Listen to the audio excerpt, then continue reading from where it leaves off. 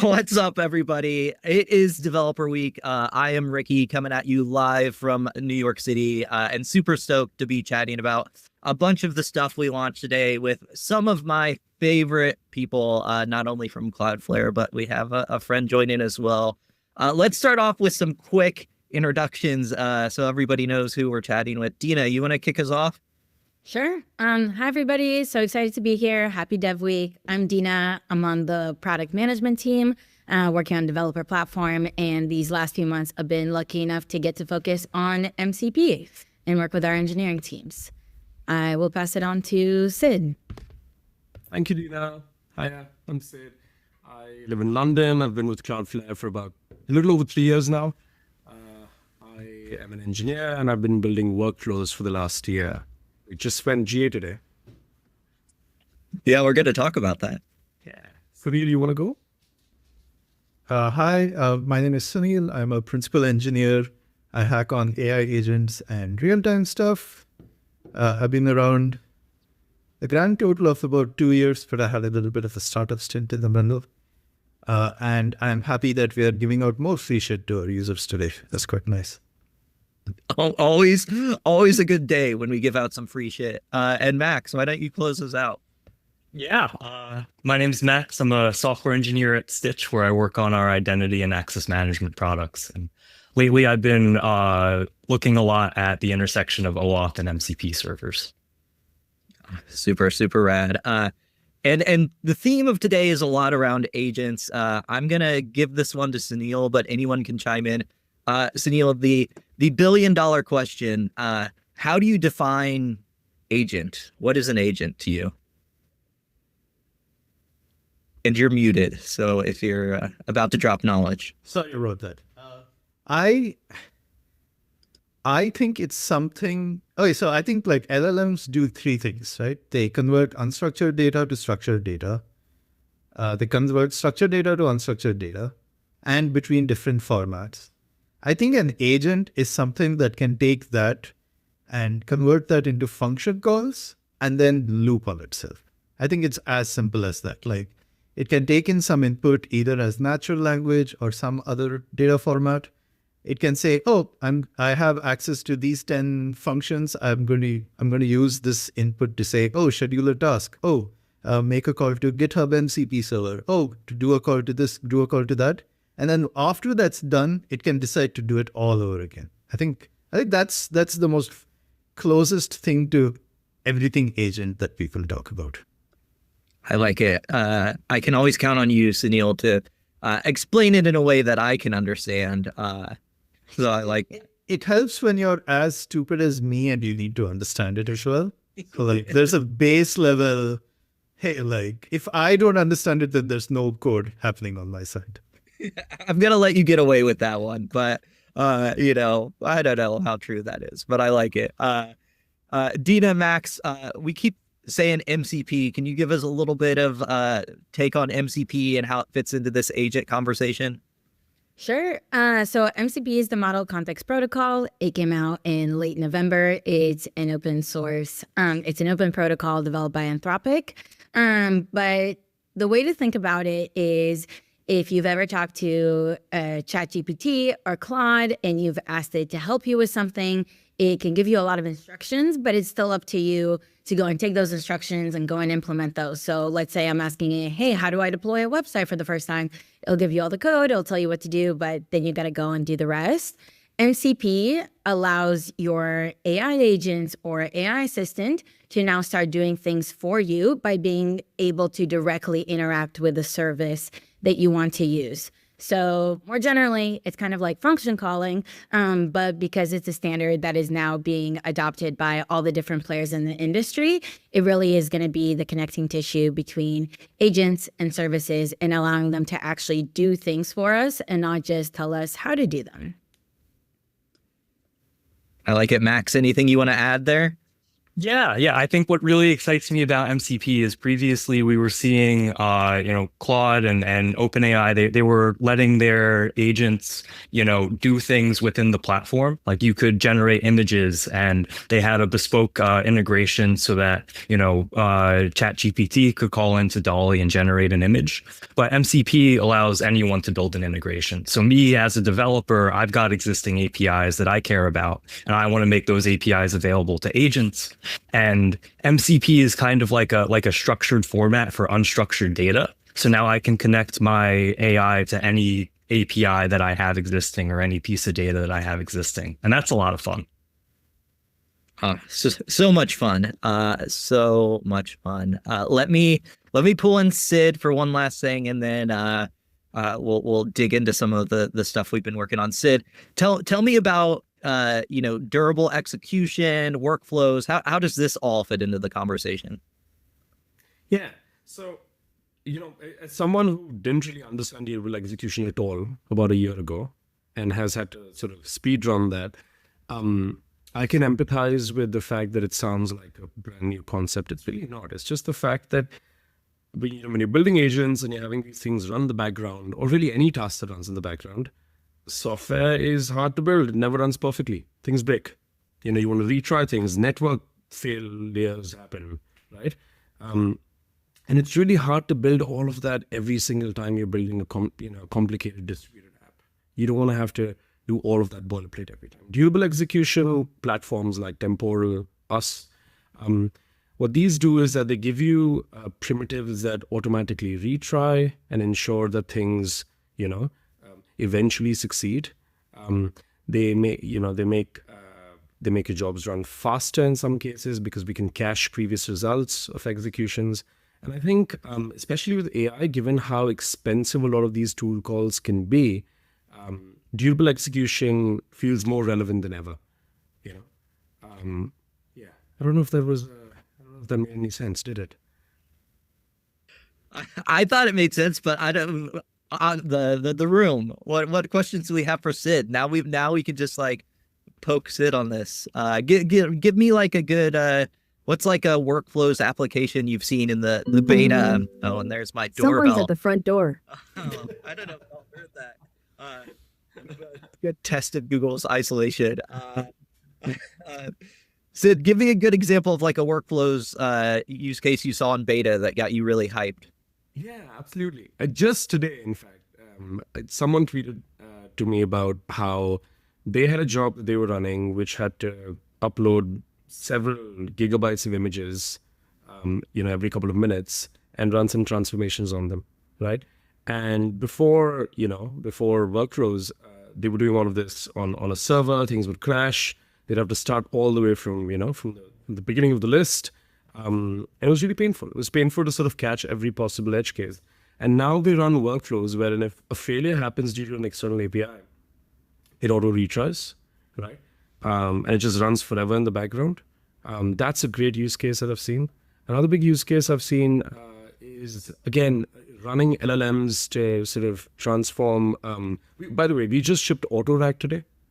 And I was going to describe that, but let me just say that running LLMs in the background to ingest a lot of files out of, like, let's say an R2 bucket, and then, fine tune a model. Workflows is perfect for that. I've seen a lot of people in the wild use it for that. And now we've built AutoRack that's built on workflows. So again, another great use case.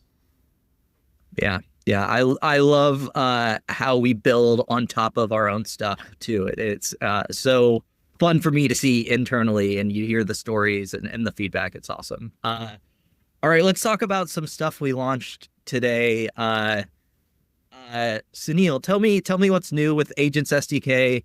And also, I bet some folks are watching who haven't even heard the Agents SDK pitch in general. So do the whole thing. Do the Sunil, win everybody's hearts by being charming thing. I should have had a haircut and a trim for that. I'm way more lovable at that point. Before I talk about agents, I want to tell you, so folks in the room might know, I worked in Cloudflare from 22 to 23. So to 21 to 22. And then I left and I built a company called PartyKit for doing multiplayer real-time applications. And it was built fully on durable objects, which is if you take a scale of amazing tech and badly named, it is the worst named technology with the most brilliant execution. It's the best technology. I built a whole company on it. So, and when I got acquired last year, my number one request was, oh my God, we need to get durable objects into many people's hands. It has to be on the free plan. And I thought it would be as simple as flipping on a flag, but you learn when you're inside a company like Cloudflare, there's billing infrastructure. You need to put limits on abuse. You need to do a lot of things. And it has taken 1 year, but I think like a huge, because durable objects are the world's only implementation of the active model on infrastructure, it's finally on the free plan. And suddenly, I mean, you all know developers are cheap as shit, bro. We don't pay for anything until like it's making like a bunch of money. So I think one of the huge announcements today are durable objects on the free plan, not just to make it cheaper, but it suddenly means that the number of people who are going to be using it and playing with it suddenly like 10x's, 100x's. Yeah. So Neil, I just like huge plus one. We were talking about this last week. It's like, I think people who haven't gotten to play with durable objects yet because it's not on the free plan, like this week, your mind's going to be blown getting to it. I'm so excited for people. Okay. Now from that, what is a durable object? A durable object, I like to describe it like a microcomputer or a micro VM, right? Like it's a little thing that you can spin up and it stays around. It's not, like how serverless programming, I like calling it goldfish programming. Like every time you make a request, it has to like look at a database, put together some context, return you a response, and then it forgets everything again. And it does this 1 trillion times a second. A durable object, when it spins up, it actually sticks around. It's like a tiny little server that you can connect to do WebSockets. The best thing about it is that it can run code even when you're not connected to it. Like it can wake up on a timer, like, hey, every night at 10 p.m. do so and so. Okay. Now remember how I said agents are things that can look at input, convert data, and decide how to like call functions. It turns out durable objects are a brilliant, probably the best container for running agentic workflows. Things that can run in the background, can run a lot of code for a lot of time, talk to workflows, other workers, worker entry points, databases, your third-party services, etc., etc. So the agents SDK was basically me adding a couple of APIs to a durable object and saying, well, I guess this is our agents framework. And it turns out it works really well because you can build stuff like chatbots, which are amazing, by the way. I love chatbots.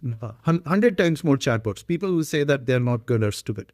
Add more chatbots, wire it up to your LLM so that you can talk to it, and do like fun things. Like you can run agents. So by the way, we just did this math. Matt actually just posted this tweet a while ago, which is on the free plan, you get about 846 hours of durable object usage. So you get per month, you get 1.1 months worth of free durable object usage. So if you run an agent running for 24/7, which doesn't happen, the nice thing about durable objects is that they can hibernate. It doesn't just keep running so that it burns through your thing. But if you kept it running for 24/7, it would still not exhaust the free plan, which is like extremely cool to like know. That's pretty cool. While we're hyping up durable objects, not to derail you, Sunil, Sid, you had a fun fact you were going to chime in with on DOs. Yeah, Sunil was talking about having DOs wake up later and do some work and then wait. And I can attest to that because we built workflows and almost entirely on top of durable objects. Everything that he described, we do, and we do it using DOs. If you've read my blog post from, I think, a little over 6 months ago, we described the entire architecture. And I remember when we were exploring workflows and how we were going to build it, one thing that was very clear was that we wanted to invest in building Cloudflare on Cloudflare. And I think it really helped us sort of push the limits, understand DOs better, fix some rough edges as well. And yeah, to Sunil's point, I mean, durable objects are amazing. I don't think I understood them really well until we built an entire product on them. But they're wild. Yeah. I want Dina to tell us more about what we did with agents today, what we announced, all that MCP stuff. Because honestly, like Dina just knows this way more than I do. I just been taking credit for some of it. That's all. No, Sunil is our expert on agents. But in terms of MCP, so we talked about how MCP enables your AI agents or assistants to be able to do things by interacting with services. And so within the MCP ecosystem, there's an MCP client and an MCP server. The MCP client is usually, think of it as the part of the agent that is able to make calls to external services. And then the MCP server is usually, if you think of a service provider, for example, Cloudflare, that exposes its API endpoints as tools that the MCP client or agent can then call to be able to interact with it. And so we've been investing in the MCP server side since the launch of MCP and making it really easy to build MCP servers on Cloudflare. We were actually the first to make it possible to build remote MCP servers, which means that you no longer have to run any of this on your device, but now it connects over the internet, which is what I think we all expect in 2025. And today, one of the really exciting things that we've added to the Agents SDK is the ability for you to essentially turn any agent that you're building on Cloudflare into an MCP client. So now your agent doesn't just, respond to things. It can now interact with external services and be able to make calls to the tools. Also, because it is a remote MCP client, you want it to be able to go through the authentication flow. So if I'm connecting to an MCP server that requires a login and consent to be able to use the tools, then it can take a user through that whole flow. And then a big part of just remote MCP is the transport layer of making sure that you can make those connections, making sure that the standard around server sent events is supported. And so that's something that we support out the box for both the client and the server side, so that you don't really have to spend time setting that up. We do all of that for you. There's also a new transport method that's coming out. It's already in the MCP spec. It's called Streamable HTTP, and we are working on adding support for that out the box for both the client and the server side. But then one of the things that we've done for the MCP server is I brought up authentication, and there's also the authorization aspect of it. But we are going to eventually get to a world where, let's say I'm just using some AI chatbot and I wanted to connect to my Cloudflare account, or I wanted to connect to my Notion account so that I can ask it, hey, how is my website doing? Help me deploy this worker, or help me add some things to my to-do list and cross things off. And in order to be able to have this smooth interaction as a non-technical user, what I expect is when I ask it to connect to a service, that it'll then take me to the login page. I can log in there. It will then tell me this is exactly what the AI agent will be able to do, which is super, super important because I know we are all very skeptical right now. And then be able to consent it to be able to do those things so that it can go and start making those requests. And so to make it easier to add authentication and authorization to MCP servers, we've partnered up with auth providers like Stitch, where Max works, to be able to make it easier for developers to set this up, whether it's a brand new service that you now want to expose through MCP, or an existing service that might already have its login page, API endpoints, auth, that you just want to now connect to the AI agents world. But maybe now I can pass it on to Max to talk a bit about the Stitch integration, what all developers should consider when thinking about auth and MCP. Yeah, absolutely. So the cool thing about MCP is, there's a lot of new stuff going on, but there's also a lot of really old ideas. And we've been sharing data between applications on the internet for a pretty long time now. And we know how we want to do it already. And we know that OAuth has kind of emerged as the default standard. And the MCP spec is aligned on OAuth as the method for communication between servers and clients, and the method for authorization and authentication. And that's great because that means that we can think about MCP clients the exact same way we think about OAuth clients. And there's already a pretty rich history of, how you want to manage consent, how you want to share your data, how you want to revoke access and manage these credentials. And Stitch is a collection of APIs that helps you add authentication and authorization to your product. And now we're also a collection of APIs that allows you to turn yourself into an OAuth server. So I guess, is it demo time? It sounds like demo time. Yes. Demo time, yes. I've been so stoked to get to demo time, yes. All right, I'm gonna see how this goes. We're sharing the whole screen. So look at that. Do you see my my login screen right now? Yes. All right. So Stitch has two product verticals. We've got a vertical for kind of consumer-facing SaaS products, and then we've got a vertical for B2B SaaS products. And I'll try to run through both of them pretty quickly. But here I'm gonna log in, and I've got a wonderful to-do app with some great data in it, and I can go and add to-dos.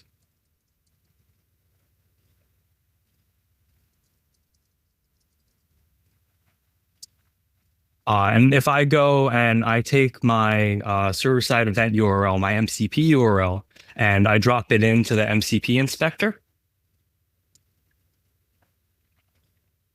then this is going to kick off an OAuth flow. And I can come in and I can grant the MCP inspector access to my account.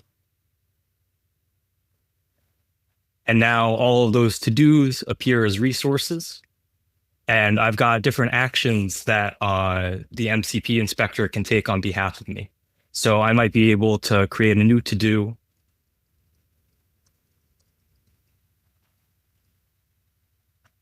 And that'll run, and I'll get some output. And this is exactly the tools that an agent will be able to invoke. They'll be able to use the MCP protocol and list all of these tools dynamically and figure out what's going on. And now the server knows that this agent is acting on behalf of me, and I've granted it consent. And if I come over here, I get to see my MCP to-do. So that's great. That's cool. That's our consumer product. What I'm really excited about is our B2B product. And so I had to make a B2B to-do app. And the most B2B concept I could think of was objectives and key results. So here's our objective and key result to-do app. And very similar as before, I've got a URL that I can plug in. And let's see.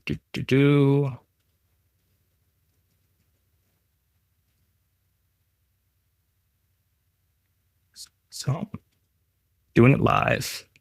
Let's try resetting some stuff. That's how we know it's a live demo.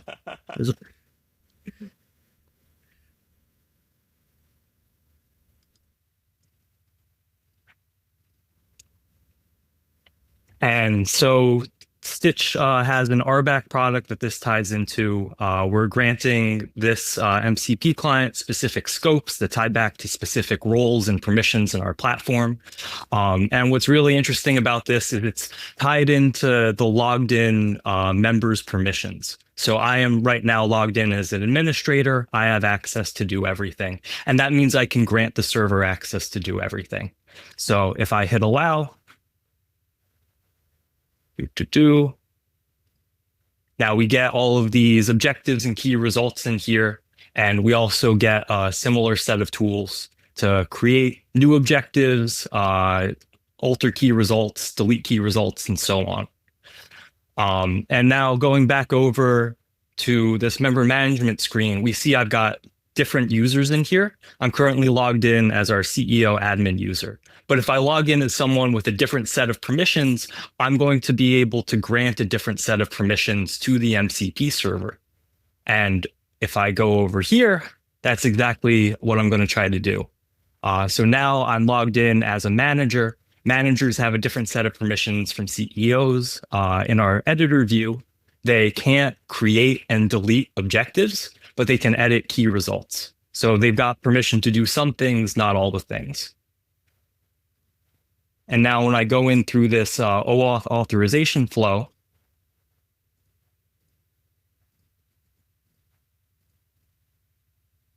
then I see I have permission to grant some of these. I can grant read access to objectives, and I can grant create, delete, and update access to key results. But I can't grant the manage objective scope because I don't have that permission myself. So when I come in and I hit allow, then we get back to the same screen. And now, oh, that's fun. That's what happens when you run the MCP inspector a couple times in a row. Yeah.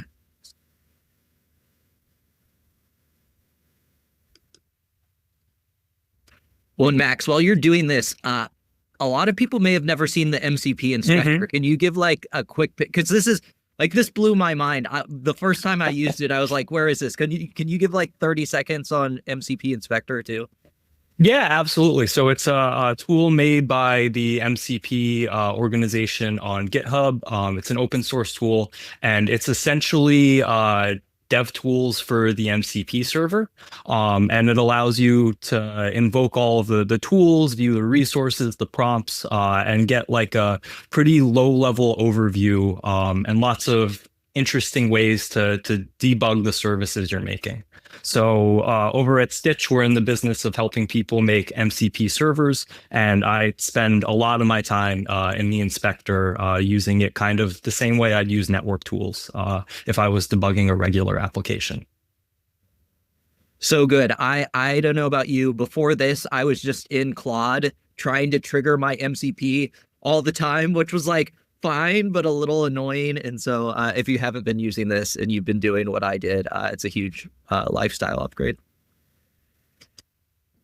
And if the inspector is really great for debugging purposes, but also if you want to try out a fully remote MCP client that connects to MCP servers, I highly recommend checking out our Workers AI playground that we built. This allows you can go there, you can connect to an MCP server, and it has different models that you can use when you chat with it. And so this gives you a bit more of that experience where you can ask it, where you can integrate it with your Slack MCP server and then ask it, hey, what chats do I have in my channels that are waiting for me? Can you respond to this?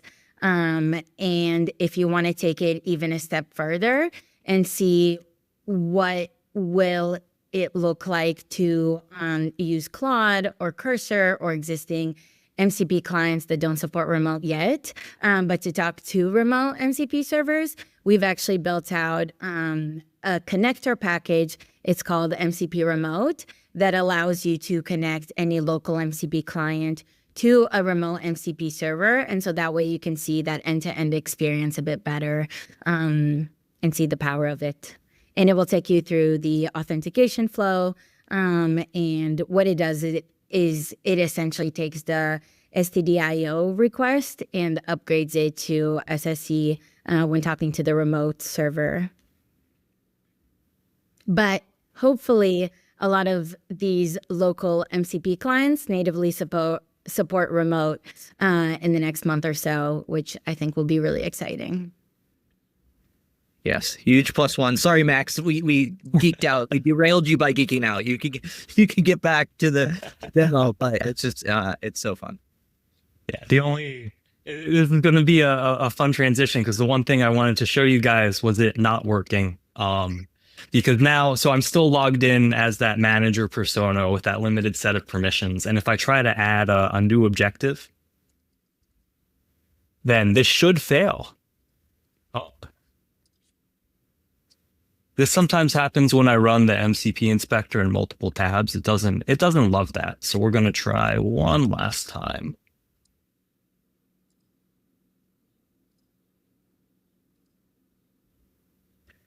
You're just really getting to show off that off flow too, you know? Oh yeah.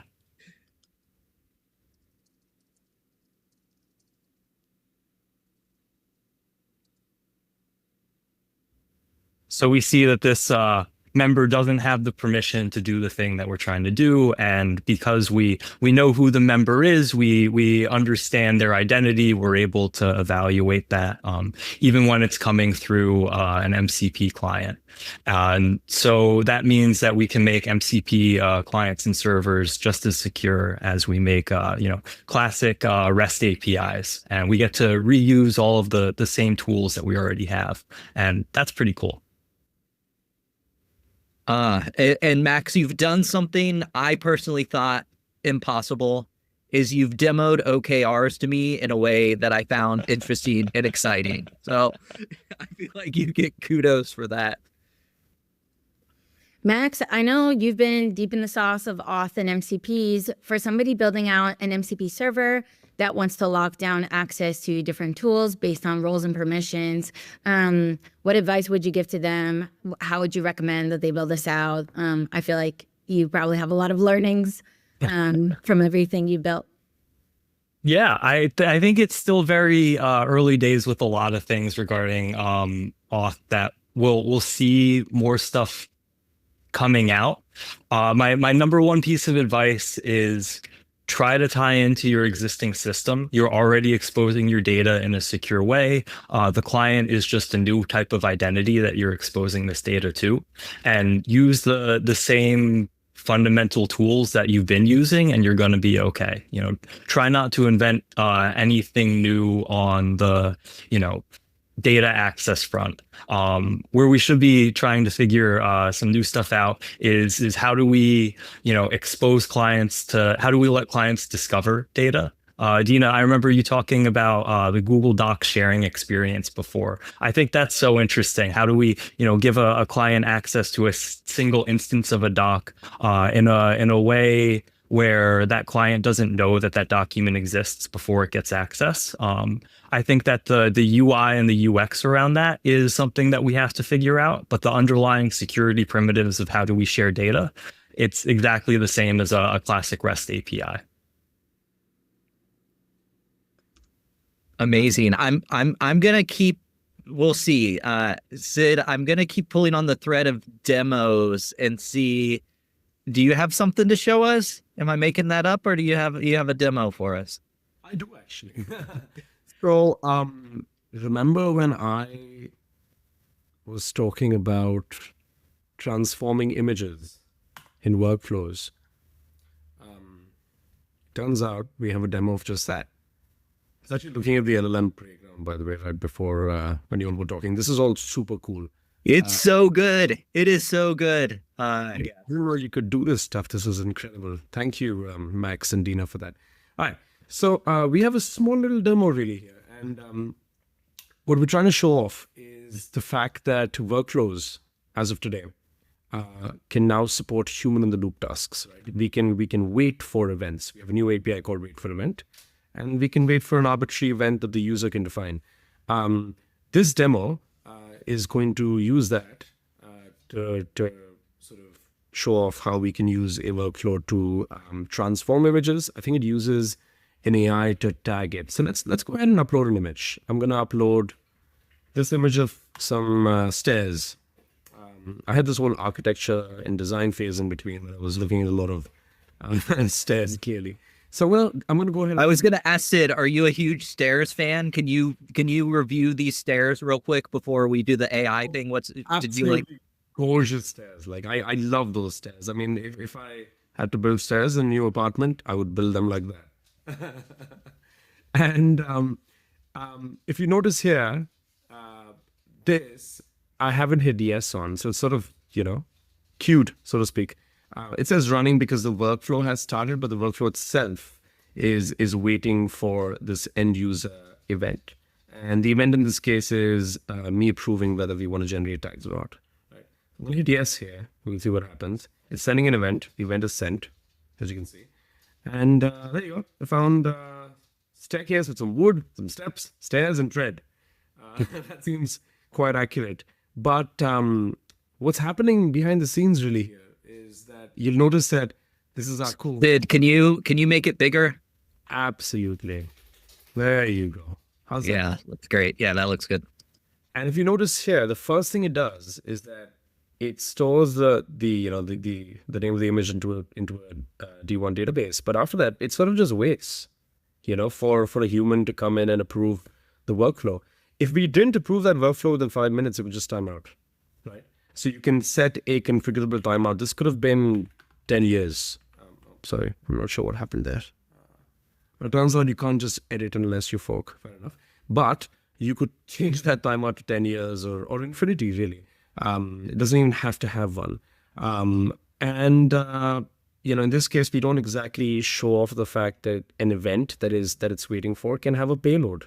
We can have an arbitrary payload that your agent can send back and forth, an agent or a user. That's the new wait for event API. Check out the blog post on how to use it more. One thing I want to also quickly mention is that you're likely to write workers and DOs and other workflows that sort of send events to each other. So you might be wondering, okay, cool, I can wait for an event, but how do I send the event, right? And while you can use a REST API, an HTTP API, we also added a new function to our binding, and it looks a little like, I believe it's somewhere down here, or maybe not. Maybe it's in somewhere else in this repo. Let me look for that right now very quickly. I'm going to search for send event. Aha, we did not find it. That's all right. Well, the API looks a little like, I'm going to show you the example from the blog post. There you go. And if you wanted to send an event to a specific instance from your worker or your DO, you can simply go ahead and run a function that looks like this, where you can await sending an event to a specific instance. Make it bigger again, Sid, but I like this. Absolutely. Good call. There you go. How's that? It looks perfect. So this is how you would send events from your other DOs or your agents or your workers or even your other workflows. And now you can have multiple workflow instances running that are sort of waiting on either humans or agents or other sort of, events that could occur in external systems. And this brings a whole new sort of level of control flow that you can now do. So you can build a workflow, you can have as many steps that are happening as you want, and then at any point you can say, hey, wait on this next step until a human does something. Yeah. And the thing I like the most about a lot of these APIs, and so much of this has been, opinions for so many people, including Sunil. I think he's had some really solid opinions on this stuff, is that if you look at any of our APIs here, like wait for event, I'm going to have to bump this down to scroll for a second. Give me a minute. If you look at our wait for event API, much like our step 2 APIs and everything else, they all just return promises, which means that you can do anything you can do with promises with them. You could wait for an event and race that with a sleep. You could wait for 2 different events from 2 different systems and do a promise or race between them. And if one event comes in before the other, that promise we resolve.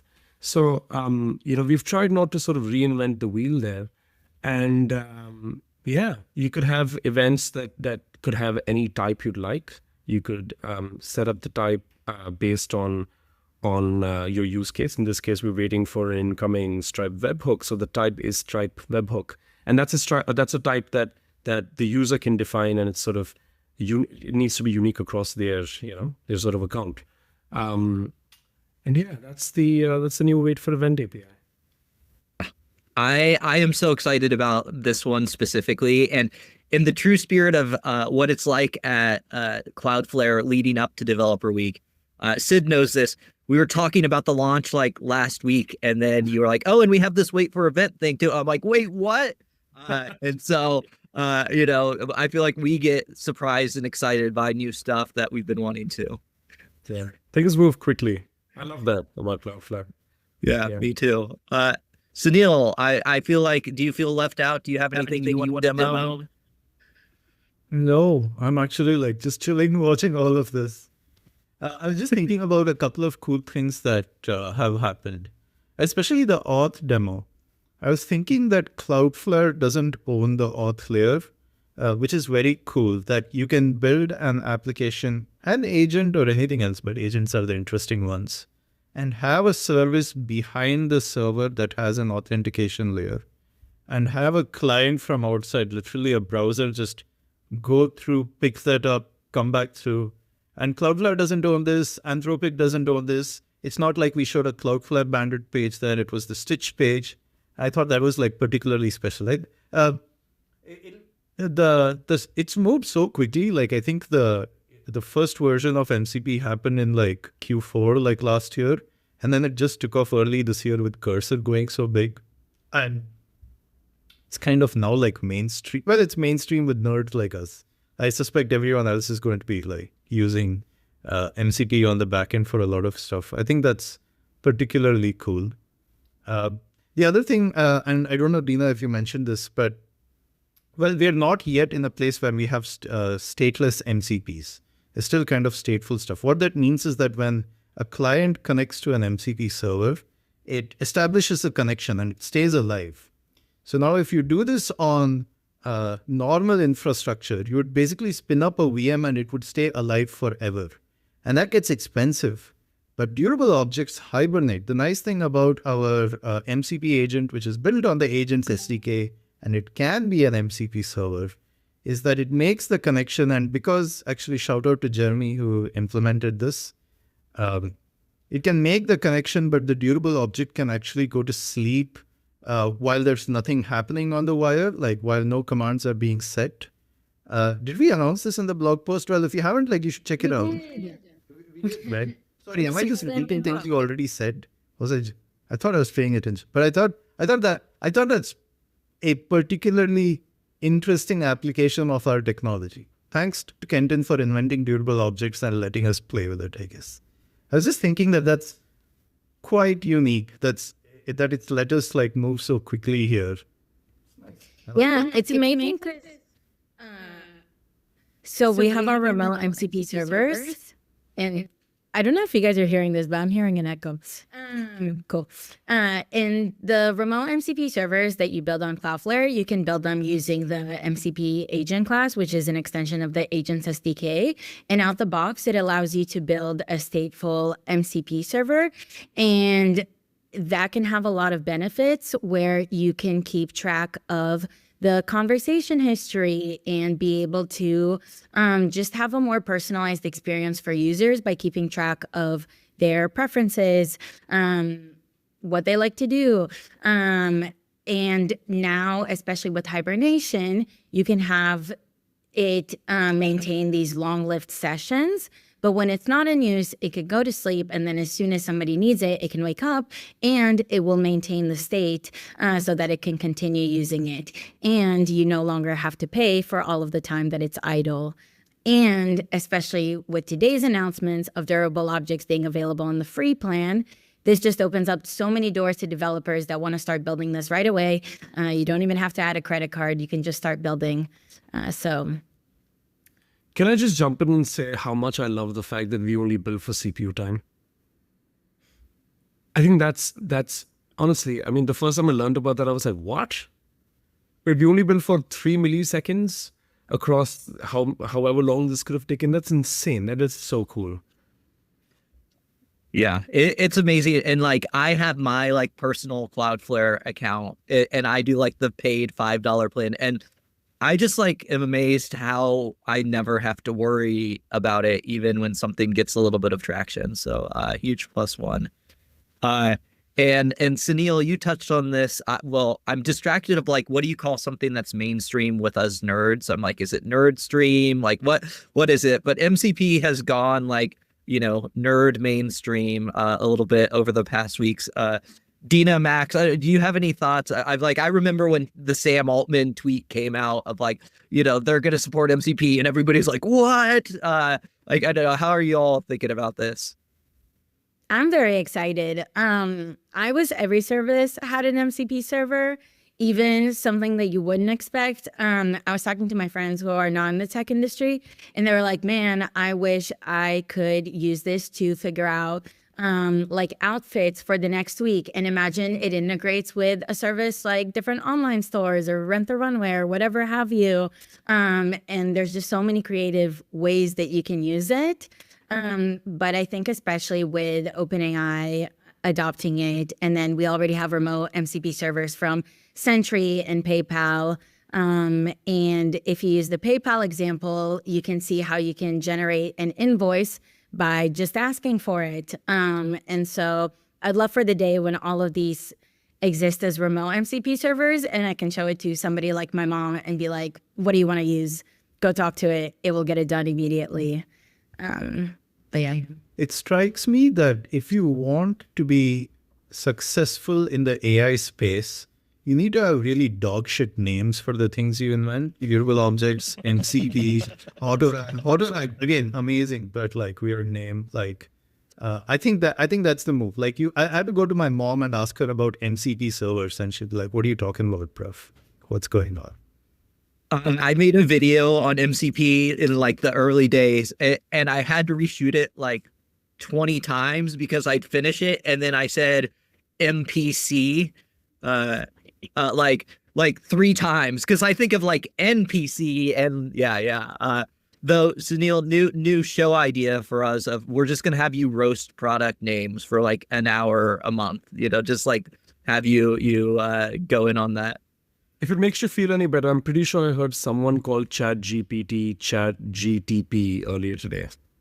So this is not just you. Well, I was going to say it makes me feel better until I'm like, was it me? Because then it may make me feel worse.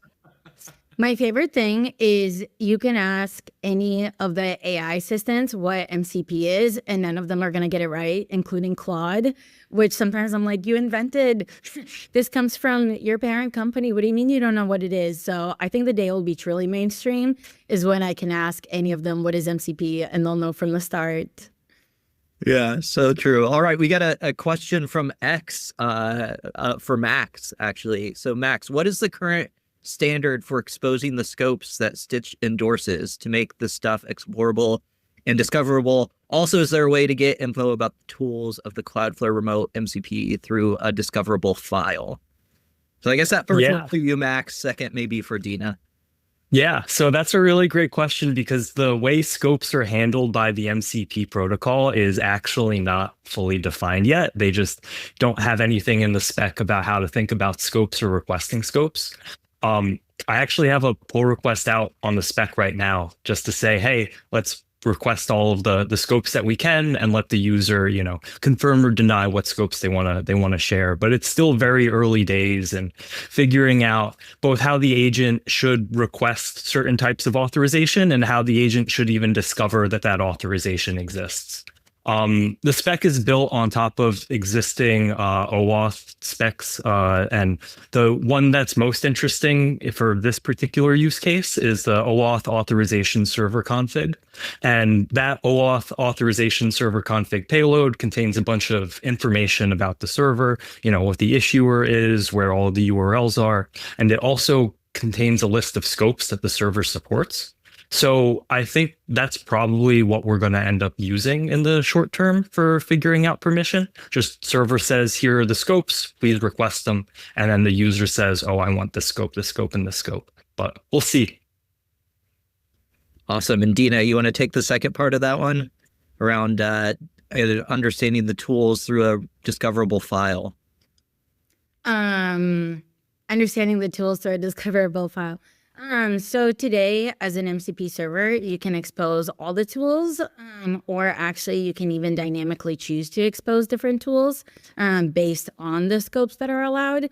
I think to add to what Max was saying, one interesting improvement, I think, will be that even if from the start you grant your agent read access, for example, if you do have the ability to give it greater access, there should be a flow where, for example, I ask, hey, can you send a message? It says, hey, I don't have permission to do this, but you can upgrade my permission so that I do have the access to do that, and making it smooth so that they don't have to go through the whole thing from the start, but it's very clear what they are consenting to. Awesome. All right, we've got 10 minutes. I'm going to close us out with a free-for-all of just agents, MCP, workflows. We've had some of this stuff floating around for a while, done a lot of launches. What's the coolest stuff you've seen getting built with all of this over the past handful of weeks or months? My favorite agent so far is the dude, I forget his name on Twitter. He has a scary avatar like a lot of these people do. He left an agent running overnight to delve into the intersection of math, computing, AI, and some crypto shit. And it came up with this huge post-futurism view of the world of what it'll look like. And that was basically one agent conversation running overnight. That video is a weird one. We should probably share it. I think that was one of my favorite ones. The other one I like is someone made a sous chef agent on by themselves, saying, hey, I have like these ingredients. What should I do with it? And like basically like a cooking helper. And that's awesome. And it looks like really pretty. Like he did like a really good job of it. A lot more stuff is happening in the agents Discord, in the Cloudflare Discord, in the agents channel. You all should go check it out. I would love the chef one because I was at a hackathon like 12 years ago, and it was a food hackathon. And someone kind of as a joke built this application where it's like, oh, you take a picture of your refrigerator and then the app like tells you what ingredients you have and it tells you what you can make. And everyone thought it was very funny, and they like went to Costco or whatever and bought a mini fridge to demo it. But like it did not work. It was just science fiction and kind of like a little bit of a gag. And now that's like we live in a world where that application isn't just possible. It's like basically possible for anyone to build that application, and it blows my mind. So yeah, I love those examples too that just seemed like science fiction a bit ago. I'd love to see something like that integrate with like Instacart or Amazon Fresh, MCP server, where you're like, oh, that's a cool recipe. Go order those ingredients for me, have them show up at your door. Next step is having a robot that can actually cook for you. But till then, got to do that step. Yeah, agreed. Dina, Max, what's cool MCP stuff you've seen? What's some of your favorites people built there? Linear algebra was never my strong suit. So anything where it's like games programming or graphics programming always blows my mind. And there's so many crazy cursor vibe coding demos on Twitter right now. And I look at those and I'm like, oh my God, never in my life could I consider, making a game until like the last month. And now everyone's doing it, and it just looks like a ton of fun. There's a Blender MCP server example where you can directly from cursor, you can tell it, hey, this is what I want to draw out, and it will build these insane 3D models for you, which is so cool because if you've ever tried to figure out how to work one of those programs, it probably takes weeks of just learning to get started.